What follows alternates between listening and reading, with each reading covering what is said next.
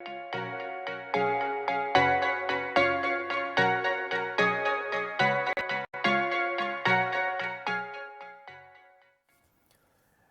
आप देख रहे हैं आपका डॉक्टर। मैं हूं आपके साथ अरुण शर्मा।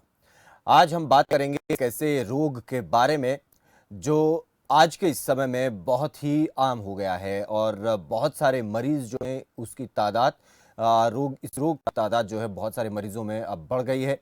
बहुत सारे मरीज ऐसे पाए जाते हैं जिनमें ये रोग जो है कहीं ना कहीं पनप रहा है और कई बार तो ऐसे समय पर पता चलता है जब ये आखिरी स्टेज में होता है। जी, हम बात कर रहे हैं कर्क यानी कि कैंसर के बारे में।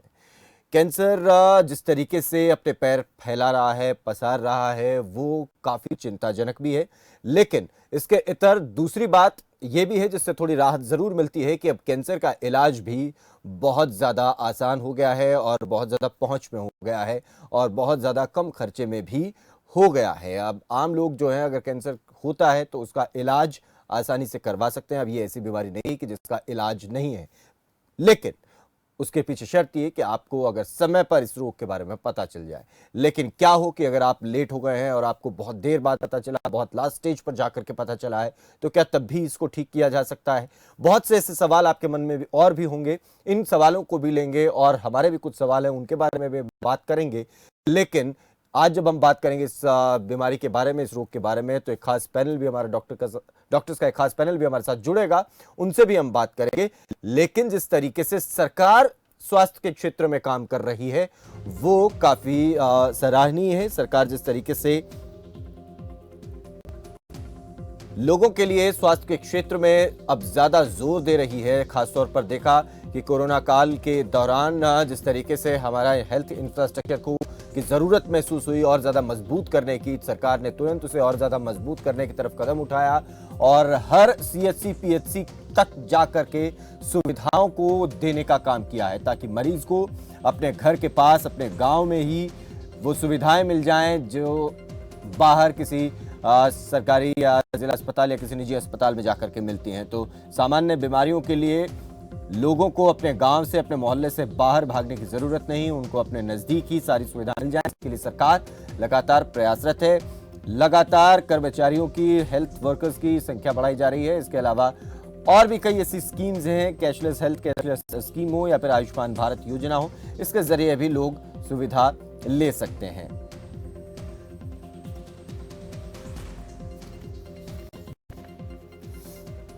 तो आज हम बात करेंगे कैंसर के बारे में, जिसका मैंने जिक्र पहले भी किया और इसको थोड़ा समझने की कोशिश करेंगे कि आखिर कैंसर जो है वो किस तरीके से हमारे शरीर में पनप जाता है और किस किस स्टेज पर ये हमारे लिए खतरनाक हो जाता है और कहाँ इसे नजरअंदाज करना और ज्यादा खतरनाक होगा और कहाँ जल्द से जल्द पता चलता है और इलाज शुरू करते हैं तो कितना इलाज जो है वो आज सरल और आसान जो है वो हो गया है। इसी पर बात करने के लिए हमारे साथ डॉक्टर हरमीत सिंह है, कैंसर स्पेशलिस्ट हैं। इसके अलावा डॉक्टर राधिका परिहार हमारे साथ, एमबीबीएस रेजिडेंट मेडिकल ऑफिसर, हमारे साथ जुड़ गए। आप दोनों का स्वागत है।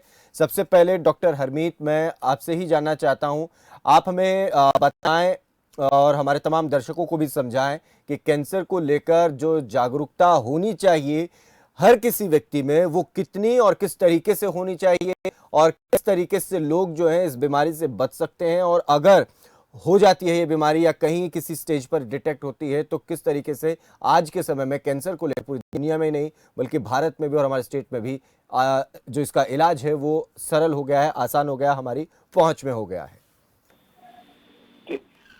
देखिए, कैंसर के लिए जागरूकता आजकल के ज़माने में बहुत ज़रूरी हो गई है, क्योंकि जितनी ये पहले बीमारी थी उससे आजकल काफ़ी ज़्यादा लोगों में ये पाई जाने लगी है। और इसका एक कुछ कारण तो है कि पॉल्यूशन है, धूम्रपान है, शराब का सेवन है और लाइफस्टाइल एक्टिविटीज है जैसे कि एक्सरसाइज ना करना। ये कुछ कारण है जिस वजह से ये बीमारी बहुत तेजी से बढ़ रही है।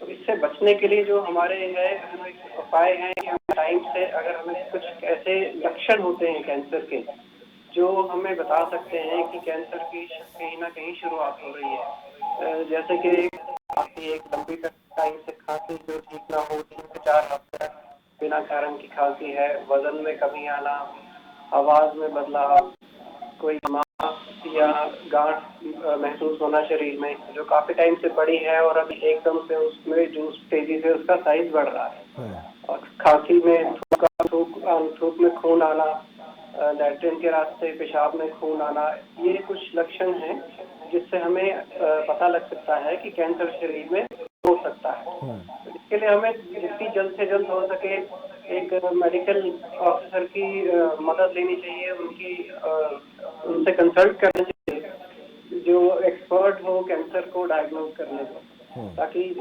जल्दी से जल्दी छोटी स्टेज में बीमारी का पता लग सके और इसका इलाज हो सके टाइम पे। शुरू के जो स्टेज है, स्टेज पहली और दूसरी स्टेज, आजकल 80 से 90% तक मरीज ठीक हो जाते हैं, लेकिन जैसे जैसे स्टेज बढ़ती है तो वो प्रतिशत कम होता जाता है कि ठीक होने की जो उम्मीद है वो काफी कम होती जाती है। तो इसलिए हमें जल्द से जल्द जो जो भी कुछ हमें साइंस और सिम्टम्स लगते हैं उनको इग्नोर नहीं करना चाहिए, डॉक्टर की सलाह जल्दी लेनी चाहिए। डॉक्टर, हमने देखा है कई बार और बहुत से ऐसे एग्जाम्पल्स भी सामने हैं। मैं खुद अपने से लेकर देखूं तो मैंने अपने आसपास कुछ लोगों को ऐसा देखा है जो बहुत कम उम्र में, करीब 20-22 साल की उम्र में उनको डिटेक्ट हुआ और पता चला कि उनको ब्रेन ट्यूमर है और वो लास्ट स्टेज में है। उसके बाद जैसे ही ये पता चलता है कि उनको ये प्रॉब्लम है, हालांकि वो सिर दर्द की शिकायत काफ़ी लंबे समय से कर रहे थे, लेकिन जब ये पता चला कि उनको ब्रेन ट्यूमर है और उसके 6 महीने के अंदर अंदर ही वो जो है नहीं बच पाते हैं, नहीं रह पाते हैं, इलाज भी नहीं हो पाता है, ऐसी स्थिति में उनको वो कैंसर था। ये ऐसा क्यों होता है? तो कम एज में और फिर एकदम से डिटेक्ट भी ऐसे समय में होता है कि वो एकदम लास्ट स्टेज में है जब इलाज भी उसका पॉसिबल नहीं है। देखिए, ये ऐसा नहीं है कि सारे ही ब्रेन ट्यूमर जो है वो इतने खतरनाक हों कि 6 महीने या 1 साल की लाइफ हो। उनके जैसे ब्रेन ट्यूमर है 4 प्रकार का होता है, ग्रेड होता है उसका, 1, 2, 3 और 4। जो चौथी ग्रेड का है वो सबसे खतरनाक है और उसमें होता है कि 6 महीने से 1 साल की, ज्यादातर जो मरीज हैं वो 6 महीने से 1 साल ही निकाल पाते हैं। लेकिन ऐसा नहीं है, जो पहली दूसरी ग्रेड के हैं वो बिल्कुल ठीक भी हो जाते हैं। तो इसमें इसमें एक सवाल ये भी है कि अचानक जब हमें पता चल रहा है कि कैंसर है और पता चलता है कि एकदम लास्ट स्टेज पे है, क्या इस तरीके के भी आपके सामने एग्जाम्पल आते हैं, ऐसे केसेस आते हैं जिसमें बहुत देर बाद पता चल रहा है और कोई सिम्टम्स ऐसे नहीं थे कि जिससे ये पता चले कि ऐसी कोई प्रॉब्लम हो सकती है? बहुत से केस आते हैं आजकल हमारे पास इस तरह के, क्योंकि कुछ ऐसे कैंसर हैं जैसे कि फेफड़े का कैंसर है, वो अगर हम नियमित जांच ना करवाएं तो वो टाइम से पता नहीं लगता है, लेकिन जब तक कुछ परेशानी शुरू हो, सांस में दिक्कत, दर्द या कुछ ऐसी, ज्यादातर वो तीसरी या चौथी स्टेज में पहुंच चुका होता है। और इस तरह से ब्रेन के भी ट्यूमर है।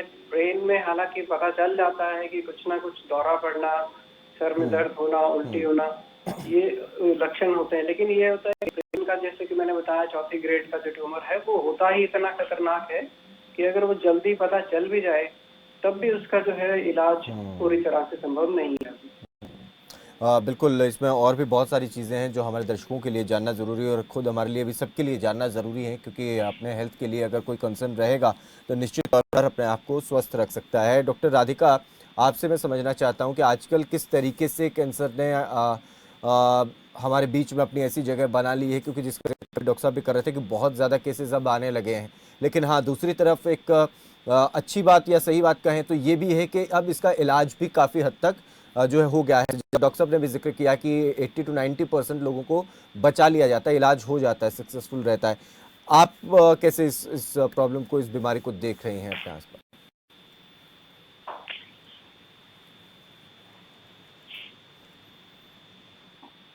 को करवाने के लिए ना तो हमारे पास पहले इतनी सुविधा थी, इतनी तकनीकें थी, सारी ना स्कैन हो गया, स्कैन MRI से भी अवेलेबल है, तो इसलिए बीमारी जल्दी पकड़ में आती है और ट्रीटमेंट पॉसिबल हो गया, तो ये बहुत अच्छी बात है।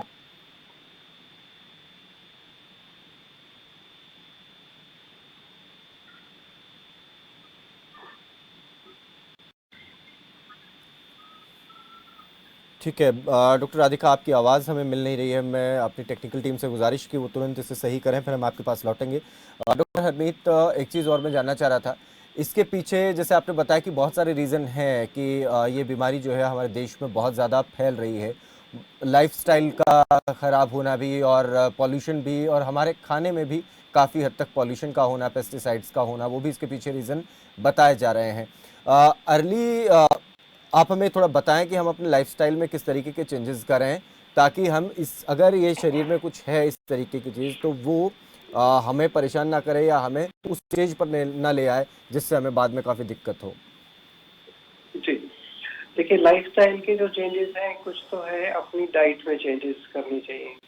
जैसे कि रेड मीट है वो कम से कम खाएं, ज़्यादा तेल या घी का सेवन ना करें, हम्म। और इसमें जैसे कि स्मोकिंग और अल्कोहल उसका यूज़ कम से कम किया जाए, तो उससे इस बीमारी से बचा जा सकता है।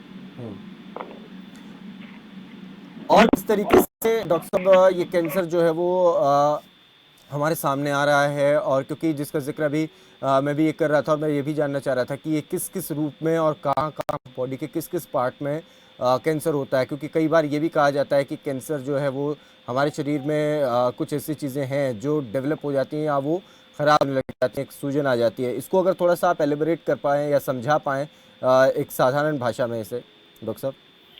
देखिए कैंसर तो शरीर के किसी भी भाग में हो सकता है। हम्म। शरीर का लगभग कोई भी ऐसा अंग नहीं है जहाँ से कैंसर नहीं हो सकता। हम्म। लेकिन कुछ चीजें ऐसी हैं जैसे कि मुंह में जो जो धूम्रपान करते हैं या तंबाकू का सेवन करते हैं, उनके मुंह में कुछ छाले रहते हैं हम्म। या सफेद दाग रहते हैं। हम्म। तो ये एक कैंसर की शुरुआती या कैंसर के पहले की एक स्टेज मानी जाती है। हम्म। तो जैसे कुछ इस तरह की चीजें हैं, या जैसे मस्सा है, शरीर में कोई मस्सा है, वो उसमें भी कैंसर हो सकता है। हम्म। तो उसका अगर एकदम से तेजी से बढ़ना या उसका रंग बदलना मस्से का, तो वो एक लक्षण होता है कि ये कहीं ना कहीं कैंसर बन रहा है। तो उसकी जल्द से जल्द उसकी जांच करवानी चाहिए। ठीक है डॉक्टर राधिका, मैं आपसे जानना चाह रहा हूँ अब मुझे उम्मीद है कि आपकी आवाज़ हम तक पहुँच पाएगी, तो आप जो बात कह रही थी उसको एक बार पहले पूरा कर लें, फिर सवाल भी रहेंगे। हेलो। जी हाँ। डॉक्टर राधिका, जो पहले मैं पूछ रहा था आप बोल रही थी आपकी बात पूरी नहीं हो पाई थी, पहले आप उस बात को पूरा कर लीजिए। जी, मैं बता रही थी कि जैसे अब सर ने बताया कि अभी इलाज पहले से ज़्यादा पॉसिबल है, क्योंकि अब हमारे पास टेक्निक्स बहुत ज़्यादा आ गई है ना। और सबसे पहले तो कि सेल्फ अवेयरनेस हो गई है हेल्थ को लेके। हर इंसान जल्दी से छोटी मोटे सिम्टम्स को लेके भी जल्दी से अस्पताल जाने लगा है। सिम्टम्स को समझने की कोशिश करता है, फ़ोन पे, नेट पे उनके सिम्टम्स समझता है, उसके लिए जांचों के लिए खुद ही अवेयर है कि जाता है हॉस्पिटल में, प्रॉब्लम्स बताता है कि मुझे ये प्रॉब्लम हो रही है, आप मुझे ये टेस्ट करिए। तो इसलिए थोड़ा सा इजी हो गया है अभी इस बीमारी को जल्दी से पकड़ पाना और इसका इलाज टाइम पे शुरू कर पाना। एक चीज़ और डॉक्टर राधिका, इसमें इसका जैसे अभी डॉक्टर साहब भी जिक्र कर रहे थे कि हमारे लाइफस्टाइल से काफ़ी हद तक जुड़ा हुआ है, तो आप कितना इसे इम्पोर्टेंट मानते हैं कि लाइफस्टाइल में बदलाव होना और क्योंकि पॉल्यूशन का भी जिक्र डॉक्टर साहब ने भी किया और काफ़ी जगह से और रिसर्च या स्टडीज़ ऐसी भी हैं कि खाने पीने की जो चीज़ें हैं उसमें भी कहीं किसी हद तक अगर पॉल्यूशन है तो वो भी इस चीज़ या इस बीमारी को और बढ़ावा दे सकता है। पूरी तरह से मैं सहमत हूँ सर से। बहुत ज़्यादा बड़ा फैक्टर है, लाइफस्टाइल मॉडिफिकेशन बहुत ज़्यादा ज़रूरी हो गया है अगर हमें इसको और कंट्रोल करना है तो। क्योंकि अब लाइफस्टाइल लोग स्मोक जो करते हैं तो बहुत बड़ा फैक्टर है। क्योंकि अभी सबसे जो कॉमन कैंसर है, लंग कैंसर है ना, स्मोक की वजह से। कुछ लोग नहीं भी करेंगे तो पॉल्यूशन इतना हो गया है कि ये अपने आप में वो सपोर्ट करता है इस प्रॉब्लम को लेकर। तो लाइफस्टाइल तो बहुत ज़रूरी है।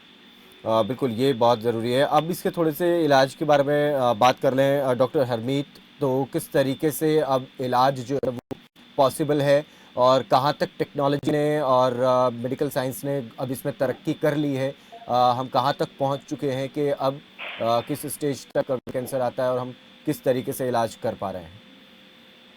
देखिए कैंसर के जो मेन 3 तरीके हैं ट्रीट करने के लिए: सर्जरी, कीमोथेरेपी और रेडिएशन थेरेपी।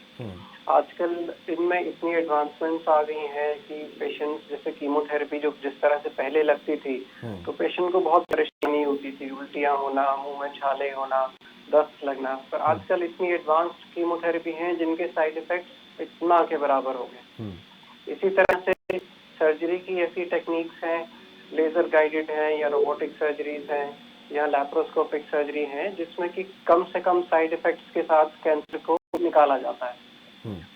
इसी तरह से रेडिएशन में भी एडवांसमेंट है। पहले के ज़माने में कोबार्ट की मशीन होती थी, जिसमें कि बहुत ज़्यादा साइड इफेक्ट होते थे। पेशेंट जो ट्रीटमेंट में उसमें मुंह में छाले होना या दस्त लगना, इस तरह के बहुत ज़्यादा साइड इफेक्ट्स है। लेकिन आजकल इलाज बहुत सटीक हो गया है। जहाँ पे ट्यूमर है, सिर्फ उसी इलाके में रेडिएशन देते हैं ताकि साइड इफेक्ट जो है वो ना के बराबर हो। तो इससे ये ज़रूर कहा जा सकता है कि अब बीमारी अगर जिस तरीके से बीमारी बढ़ रही है उसी तरीके से मेडिकल साइंस भी उसमें तरक्की कर रही है ताकि उसको रोका जा सके या ख़त्म किया जा सके और ठीक किया जा सके। डॉक्टर साहब जी, बहुत तरक्की की है अब तो मेडिकल साइंस ने कैंसर के। उसमें अब इम्यूनोथेरेपी भी है, कीमोथेरेपी का एक पार्ट है, जिसमें कि अगर हमें कीमोथेरेपी फेल भी हो जाए तो उसके बाद भी इम्यूनोथेरेपी असर कर सकती है बिना साइड इफेक्ट के या लगभग ना साइड इफेक्ट के।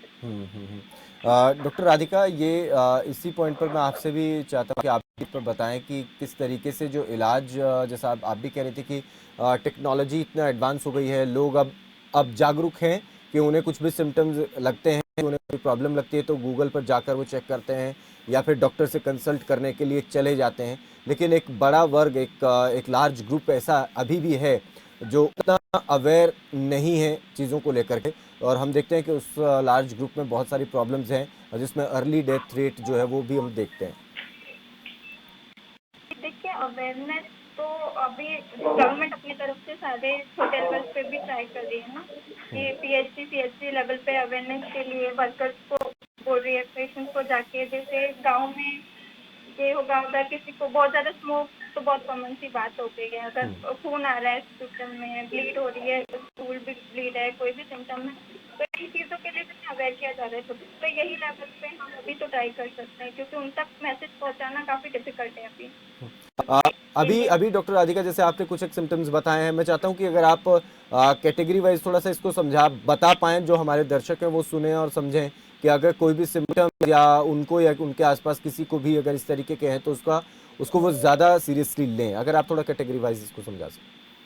देखिए, अभी कैंसर का ऑर्गन वाइज मैं आपको एक मतलब दर्शकों के हिसाब से बता सकती हूँ। जी। अगर बहुत ज़्यादा खांसी है लंबे समय से, आपका बहुत वजन घट रहा है, आपको बलगम में खून आ रहा है या किसी उल्टी में खून आ रहा है, या जैसे आपका पाचन शक्ति कम हो रही है, आप ठीक नहीं है, ठीक से खाना नहीं पचता, आपको भूख लगती है, और ये लंबे समय से है, काफी कहीं जो आप छोटे डॉक्टर से इलाज करवा लेते हैं फिर भी कोई आराम नहीं है, तो आपको तुरंत जाकर डॉक्टर को दिखाना चाहिए। तो ये बलगम में खून आना, जी जी जी लेटरिन जी के रास्ते से जी खून आना, बहुत लंबी खांसी रहना, ये सब अबनॉर्मल सिम्टम्स हैं।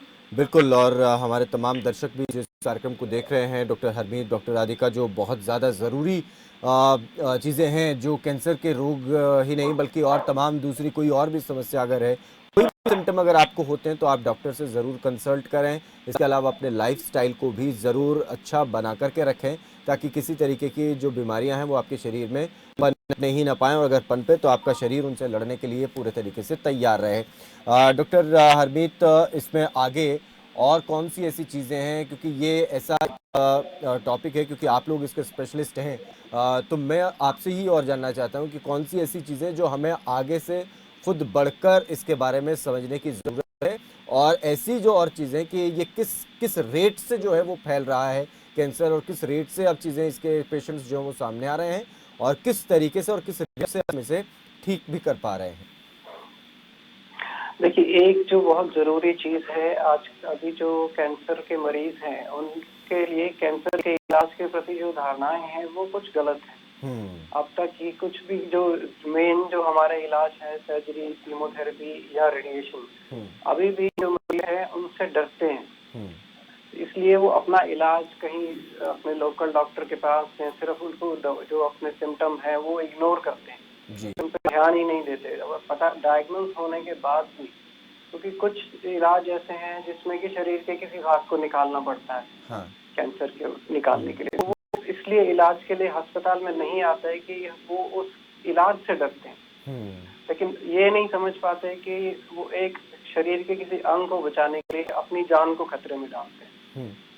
और ये भी है, जी। ये है कि आजकल के कुछ कभी तो ऐसा भी देखा गया है कि जो डॉक्टर्स हैं जिनके पास वो शुरू में जाते हैं, हाँ। वो भी टाइम से उसको कैंसर को डायग्नोज नहीं कर पाते। हुँ, हुँ। तो ये एक बहुत इम्पोर्टेंट चीज़ है जो आजकल ज़रूरी हो गई है कि हाँ, डॉक्टर को भी एजुकेट किया जाए, जो प्राइमरी हेल्थ वर्कर्स हैं, हाँ। उनको एजुकेट किया जाए कि वो टाइम से जो कुछ ऐसे लक्षण जैसे डॉक्टर राधिका ने बताया कि वो टाइम से उसको डायग्नोज करें और ऐसे स्पेशलिस्ट के पास भेजें जो कैंसर का जल्दी से जल्दी टेस्ट करे और उसको डायग्नोज करके ताकि सही से इलाज हो सके मरीज का। बिल्कुल, इसमें कुछ एक क्वेश्चंस मेरे भी डॉक्टर साहब मैं पूछूंगा, लेकिन एक दर्शक इस बीच हमारे साथ जुड़े हैं, दाऊद हैं लखनऊ से। दाऊद, आप जुड़ गए हैं, अपना सवाल आप डॉक्टर साहब से पूछना चाहते हैं, पूछ सकते हैं। हाँ जी डॉक्टर साहब नमस्कार। नमस्कार। सर मेरे ना गले में दर्द हो रहा है सर कुछ दिनों से, क्या हो सकता है सर? क्या हो रहा है? गले में दर्द हो रहा है सर, एक साइड। कितने दिनों से दर्द है? सर 2-3 दिन से है। देखिए 2-3 दिन से दर्द तो एक आम छाला भी हो सकता है। अगर आप स्मोकिंग करते हैं या शराब का सेवन करते हैं और लेकिन 2-3 दिन के छाले तो खाने में विटामिन की कमी की वजह से भी हो सकते हैं या एक वायरल बुखार से भी हो सकते हैं।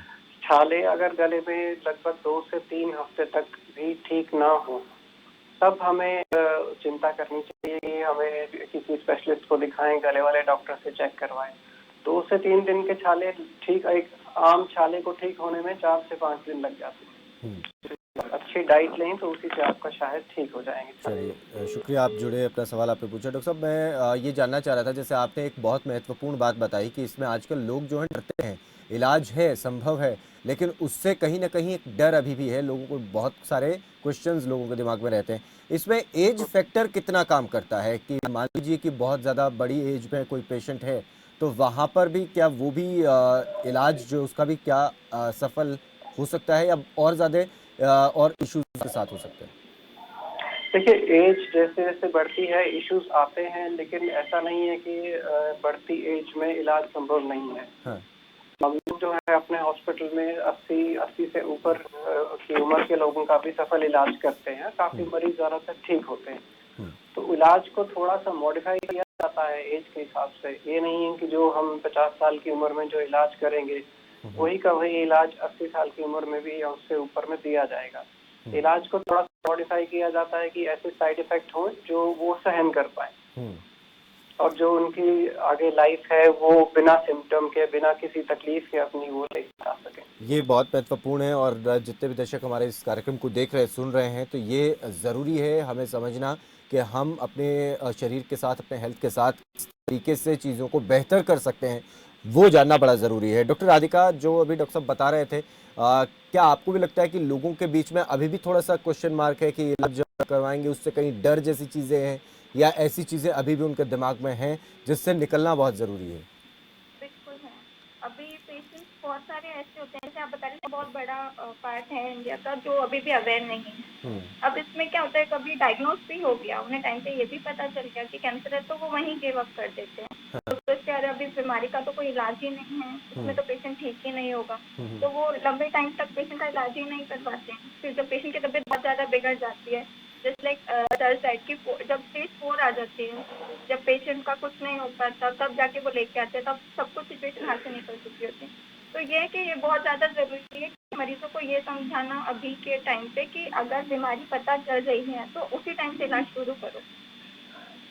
वो थोड़ा सा डिफिकल्ट पार्ट हो जाता है। एक चीज़ और डॉक्टर राधिका, मैं एक एग्जांपल के साथ कि एक पेशेंट ऐसे है जिन्होंने हमें फ़ोन करके इसके बारे में बताया था कि उनके जो दादाजी हैं वो करीब 80 to 85 की एज उनकी है, और उन्हें कैंसर जो है वो बहुत दिन के बाद पता चला, जिसका जिक्र हम इस पूरी डिस्कशन के दौरान पहले भी किया। डॉक्टर हरमीत भी जिसको बता रहे थे कि अर्ली जो पीएचसी जो हेल्थ वर्कर हैं, वो पीएचसी सीएचसी में उन्होंने गाँव में चेकअप कराया, उनको बताया कि उनके पेशाब में खून की समस्या उनको रोकने लगी। उस वक्त उनकी एज थी 70। तो उनको धीरे धीरे और उनका इलाज उसी हिसाब से चलता रहा। उन्होंने इलाज करवाया, दवा लेते रहे, कुछ समय के बाद ठीक हो गया, फिर उन्होंने इलाज छोड़ दिया, दवा छोड़ दी, बाद में साल 1.5 साल के बाद फिर हुआ। ये प्रोसेस चला करीब 4 से 5 साल। उसके बाद फिर उसकी वजह से अब वो, क्योंकि कैंसर था, वो अपना और स्वरूप बदल रहा था और ज़्यादा वो खराब स्थिति में जा रहा था, फिर उन्हें और समस्याएं होने लगी। तो जहां और समस्याएं हुई तो उनको और वो उनके ट्रीटमेंट होते रहे, दूसरे ट्रीटमेंट चलते रहे। 80 की इस उम्र के बाद जाकर के जब उन्होंने किसी एक अच्छे डॉक्टर को दिखाया तो उन्होंने बताया कि उनके तो शरीर में कैंसर है और वो अब इतने बुरे तरीके से फैल चुका है उनके पूरे पेट में और शरीर के कई अंगों में कि अब उसका इलाज जो है वो बहुत मुश्किल हो गया है। और मुश्किल इस कदर कि अब उनकी हालत पिछले 10 साल में बीमारी से लड़ते लड़ते ऐसी हो गई है कि उनके ब्लड प्रेशर की बात करें वो भी उस लेवल को मैच नहीं कर रहे हैं या शुगर लेवल भी मैच नहीं कर रहे हैं। तो ये सारी चीज़ें सामने आई थी। ये इस तरीके से चीज़ें अगर सामने आती हैं तो लोगों को कहाँ और किन चीज़ों का ध्यान खास तौर पर रखना चाहिए? देखिए वही है कि शुरुआत में ही उन्होंने ध्यान नहीं दिया। जितना भी मेन ये कि जो शुरुआत में आपको सिम्टम्स लगे ना, कोई भी ब्लीडिंग शरीर से किसी भी तरह की अबनॉर्मल ब्लीडिंग एक बड़ी बीमारी का संकेत है। आप उसको छोटे मोटी दवाइयों से बिल्कुल भी मत लो। जैसे पीएचसी टीएचसी लेवल के जो वर्क करते हैं उन्हें खुद इस चीज को अब तो काफी अवेयरनेस हो गई है। जैसे आप बता रहे हैं ना, काफी 10 साल पहले की बात है। तो अभी इन्हें भी एजुकेट किया जा रहा है इस चीज में कि जहाँ आपको लगे ऐसे सिम्टम्स से आप पहले ही स्पेशलिस्ट के पास भेजिए या तो फिर स्कैन करवाइए पेशेंट का। तभी जाके ये इनिशियल लेवल पे ही हमें अभी, क्योंकि वही ना कि अभी हमारे पास स्कैन है, अब हमारे पास सुविधाएं हैं, मशीनें हैं, तो क्यों देरी करनी है। जैसे लग रहा है कुछ गलत है तो तुरंत टेस्ट करवाइए, तो तुरंत बीमारी भी पकड़ी जाएगी। जी बिल्कुल। डॉक्टर हरमीत, जो एग्जाम्पल मैं अभी बता रहा था, इस एग्जाम्पल में लास्ट में एक स्पेशलिस्ट डॉक्टर ने कहा कि इनके कुछ टेस्ट करवाएं, ईसीजीज लिखी और कुछ और टेस्ट लिखाए, 6 से 7 टेस्ट उनके हुए। तो उन सब टेस्ट को देख करके, उनकी रिपोर्ट देख करके डॉक्टर ने कहा कि ये कहीं भी ट्रीटमेंट के लेवल को मैच नहीं कर रहे हैं कि इनको ट्रीट किया जा सके, क्योंकि उनकी एज इस तरीके की हो गई है और पिछले 10-12 साल से लड़ते लड़ते बीमारियों से वो उनका शरीर उस लेवल पर आ गया है। क्या ये क्या इस तरीके के एग्जाम्पल्स आपके सामने भी आते हैं? जी बिल्कुल आते हैं एग्जाम्पल, क्योंकि कुछ कैंसर ऐसे हैं जो अगर वो ज्यादा एडवांस स्टेज में आते हैं तो उनको हम क्योर नहीं कर पाते, लेकिन कुछ दवाइयां देख के उनको रोका जाता है कि वो उनकी जिस तरह से उसकी बढ़ने की तेजी है वो कम हो जाए। लेकिन फिर भी है कि जब एक स्टेज ऐसी आती है जब सारा इलाज काम करना बंद कर देता है, तो उसके बाद में जो है पेशेंट को पैलिएटिव केयर की जरूरत होती है। पैलिएटिव केयर का मतलब है कि सिर्फ जो पेशेंट की तकलीफें हैं, जो कैंसर की वजह से जो तकलीफ हो रही है, उस तकलीफ को ठीक किया जाए ताकि जो पेशेंट की बची हुई जिंदगी है वो आराम से निकल सके। चलिए, बहुत शुक्रिया डॉक्टर हरमीत, डॉक्टर राधिका, आप दोनों ही का इस बेहद ज़रूरी एक टॉपिक के ऊपर आप लोगों ने बड़े स्पेशलिस्ट अपनी राय रखी, एक्सपर्ट राय रखी। आप दोनों का बहुत शुक्रिया, आप जुड़े हमारे साथ और हमारे दर्शकों से बात की। तो आने वाले समय में जिस तरीके से आपका लाइफस्टाइल बदलेगा, चीज़ें बदलेंगी, आपके जीवन में बैठे बैठे काम करने के जैसे काम आपके जीवन में आते रहेंगे, शरीर से काम लेने की जो रेट है वो कम हो जाएगा और आप शरीर से काम के बजाय आप बैठे बैठे अपने दिमाग से काम ज़्यादा लेंगे। और इसी तरीके से दुनिया आगे बढ़ रही है, टेक्नोलॉजी इस तरीके से बढ़ती चली जा रही है। लेकिन टेक्नोलॉजी और पूरी दुनिया के साथ साथ आगे बढ़ते बढ़ते अपने शरीर को, अपने स्वास्थ्य को कहीं पीछे मत छोड़ दीजिए, कहीं भूल मत जाइए इसे। ये सबसे ज़्यादा है। जब तक शरीर है तब तक आप इस जीवन का आनंद ले सकते हैं और बेहतर तरीके से ले सकते हैं। जितना आपका स्वास्थ्य बेहतर रहेगा, अच्छा रहेगा, उतना ही बेहतर आनंद आप इस पूरे जीवन का ले सकते हैं। तो अपने शरीर का, अपने स्वास्थ्य का, अपने परिवार का ख्याल रखें और सतर्क रहें और अपने शरीर में आ रहे किसी भी तरीके के बदलाव के बारे में जागरूक रहें, डॉक्टर से मिलते रहें। फिलहाल दीजिए इजाजत, नमस्कार।